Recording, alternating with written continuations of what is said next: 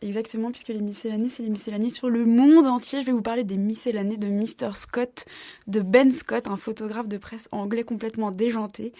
Et ce livre, c'est vrai, ce n'est pas un livre de littérature oublié comme j'ai l'habitude de le faire. Mais il s'est vendu à 2 millions d'exemplaires. Et parfois aussi, je tombe dans les pièges. Vous êtes tenté par ça, hein. Il a été qualifié par un critique littéraire de couteau suisse en forme de livre, ce qui est quand même farfelu et aguicheur. Alléchant, tout ça. Aguichatoire. Et alors, dedans, il y a la composition exacte du Big Mac, les différentes longueurs des lacets de chaussures ou encore la liste des insultes utilisées dans les pièces de Shakespeare. Ouh. Tout est vrai et vérifié, enfin presque. Perrine, s'il vous plaît, lisez-nous l'avertissement. Des efforts considérables ont été déployés pour vérifier l'exactitude de tous les renseignements contenus dans ces miscellanées. Malgré tout, ainsi que le notait Alexander Pope, l'erreur est humaine. En conséquence de quoi, l'auteur décline toute responsabilité si vous jouez une main perdante au poker, si vous commettez un impair au cours d'un duel, si vous vous égarez dans le labyrinthe de Hampton Court, si vous commandez des sushis qui vous dégoûtent, si vous faites rétrécir toutes vos chaussettes au lavage, ou si vous prononcez une phrase tout à fait déplacée en suédois. Bon voilà, vous avez compris, on n'a absolument rien compris. Alors là, j'ai envie de vous dire comment est venue l'idée du livre. Oui. Et ben c'est très simple. En fait, Scott envoyait des cartes postales à ses amis, mais il voulait les personnaliser et donc il en faisait des petits livrets avec plein d'informations qu'il estimait nécessaires à chacun pour réussir sa vie. Et donc c'était complètement insolite. Il les imprimait en plusieurs exemplaires. Un jour, il l'envoie à un éditeur qui est bouleversé par l'originalité de la chose. Badaboum, le bruit du succès. Saluons au passage d'ailleurs l'adaptation française qui n'a pas été évidente de Boris Donnet. Et alors après lecture de ce livre, vous aurez réponse à tout, surtout aux questions que personne ne vous posera jamais. Alors par exemple, vous ferez sans doute des jaloux dans les dîners, mais comme tout le monde est jaloux, autant crâner. Par exemple, vous pourrez raconter d'un air blasé que le cheval de George Washington s'appelait Magnolia, ou encore que celui de l'empereur byzantin Héraclius s'appelait Phallus.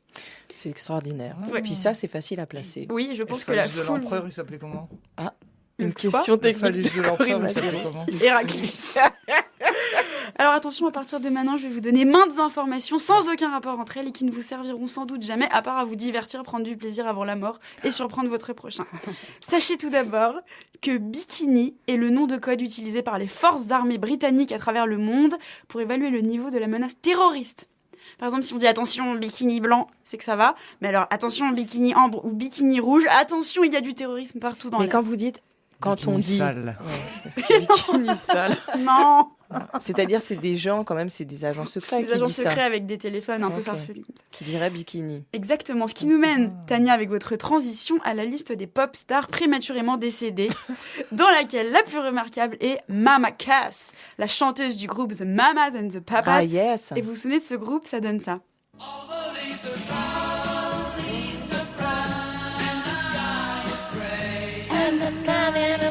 Eh bien, Mama Cass, à 32 ans, a été asphyxiée par un sandwich au jambon. Non. Alors, dans d'autres bios, ils disent que c'était une crise cardiaque due à une perte de poids démesurée, mais comme il y avait un sandwich au jambon à côté, je trouve que c'est beaucoup plus plaisant à raconter. Tania, imaginez que je sois un beau garçon moustachu. J'ai envie de vous dire bikini. Presque. Je suis un beau garçon moustachu, je vous regarde et j'ai envie de vous froucheler. Comment le prenez-vous? C'est de l'argot bruxellois. Non. Geste de cunilinguissier de Corinne Massiero. Et Juste effarouchant, ça veut dire tripoter une femme. la froucheler. La froucheler, j'ai envie de vous froucheler. Je sais pas si j'accepte, c'est bizarre. Non, comme franchement, concept. n'acceptez pas, vraiment, c'est une très mauvaise idée. Alors, à une autre page, en butinant ce livre inclassable, on apprend que parmi les techniques de divination, il y a la ptarmoscopie, l'interprétation des éternuements. Alors, je vous rassure, il existe aussi la tyromancie, la divination par les fromages, qui n'est pas dans le livre, c'est un cadeau. J'ai cherché, je trouvais ça épatant. Alors, dans la compilation des sujets hétéroclites, eh bien, on est mené à la fabuleuse histoire de l'impôt sur les chapeaux, de 1784 à 1811 en Angleterre. Et il y a aussi eu, dans la même période, un impôt sur les gants, la poudre à cheveux et le papier peint. C'était très impopulaire, ça vous étonne, hein, ça vous embouche un coup. Alors ça me fait penser tout de suite, savez-vous que le sillon entre le nez et la lèvre supérieure s'appelle le philtrum? Ah non. C'est pour filtrer la coke. Exactement le philtrum de cocaïne. Ce qui nous amène, Corinne, aux anniversaires de mariage. Je vous donne les deux pires, les deux moins poétiques. 37 ans de mariage, ce sont les noces de papier. Et 41 ans, les noces de fer. C'est nul un peu, non? Non, papier, je vois. Bon, au niveau du fer, Je sais pas, moi je préfère diamant, tout ça. Ah oui, mais bon, vous, tout de suite, là, ça y est, là. Hein. Ça y est, alors là je vous livre un coup de cœur. Une lettre que l'écrivain Swift s'est écrit à 32 ans, qui s'appelait « Résolution pour l'époque où je deviendrai vieux ». Et c'est tellement émouvant et vrai qu'on devrait tous s'envoyer cette lettre à nous quand on sera vieux. Yasmina, s'il vous plaît. Ne point épouser une jeune femme, ne point fréquenter les jeunes gens à moins qu'ils ne le désirent, ne pas mépriser le présent, sa manière de voir, son genre d'esprit, ses modes, ses hommes, ses guerres, etc. Ne point aimer les enfants. Non. Ne pas rabâcher sans cesse la même histoire aux mêmes gens. Oh non. Ne pas être trop prodigue d'avis et n'en donner qu'à ceux qui en demandent. Pas beaucoup. Ne pas trop parler surtout de moi. Ne pas me vanter de ma beauté passée, ni de ma force, ni de ma faveur auprès des dames, etc. Merci beaucoup, Yasmina. C'est pas mal. C'est pas Ne mal. pas être comédien, quoi. Non, exactement. Alors, en plus d'apprendre à nouer un nœud papillon, à se positionner sur un terrain de cricket, à fabriquer un tampon à encre pour obtenir un surclassement en avion, est-ce que vous savez quelle forme de gouvernement est la kakistocratie ? Kakistocratie. Qui gouverne ? Des gens kaki. Presque.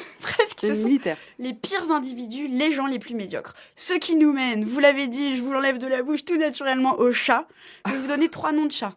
3 noms d'hommes, vous allez me dire à qui appartiennent les chats et vice-versa. Gris-Gris, Perruque et Satellite sont les chats dans le désordre, Richelieu, Jules Verne et Charles de Gaulle.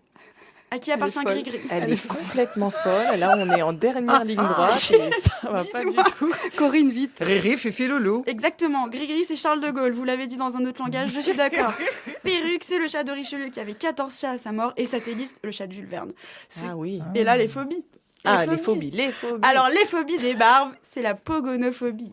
La phobie de la constipation, c'est l'apopatodiapulatophobie. Et après, je vous dis pas tous les noms parce qu'on s'en sort plus. Il y a la phobie d'être vue. Je trouve ça très drôle. Je ne veux pas être vue jamais. Il y a la phobie d'être chatouillée avec une plume. Celle-là, elle est hyper pointue. Comment c'est celle-là ? C'est l'altazagoraphobie. Ah ouais, sans doute. Ah non, ça c'est la phobie d'être oubliée, pardon, c'est ma préférée. C'est la ptéronophobie, la phobie des chatouilles. Et puis bon, pardon, il y a les chauves, les légumes, les poils, l'imperfection. La phobie de tout, c'est la pantophobie. Et la peur d'avoir peur, c'est la phobophobie. Et là, on arrive au dictionnaire du diable, du fabuleux Ambrose Bierce. Définition caustique et acerbe de plusieurs mots du langage courant. Et on va terminer sur ça. Avec vous, Corinne, s'il vous plaît. Je vais vous dire les mots et vous allez me donner les définitions. Dictionnaire du diable. Admiration. Façon polie de reconnaître une ressemblance entre autrui et nous-mêmes. Allant de soi. Évident pour nous-mêmes et personne d'autre. 2 fois. Une de trop. Électeur. Celui qui jouit du privilège sacré de voter pour l'homme choisi par un autre. Érudition. Poussière tombée d'un livre dans un crâne vide. Secourir. Faire un ingrat. Seul. En mauvaise compagnie. Bravo. Alors, je passe au-dessus de la mort insolite de quelques rois birmans, dont celui qui est mort de rire en 1599 quand un marchand italien lui a appris que Venise était une république et n'avait pas droit. Maintenant, vous savez tout, et si vous vous dites que cela n'est rien, que c'est inutile, je termine sur une citation de Samuel Johnson, grand critique anglais du XVIIIe siècle. Il n'est pas une seule chose, monsieur, qui soit trop petite pour une créature aussi petite que l'homme. C'est en nous attachant aux petites choses que nous nous atteignons au grand art, l'art d'avoir le moins de peine et le plus de bonheur possible. Tout ça est résumé dans Les Miscellanées de Mr. Scott de Ben Scott aux éditions Alia.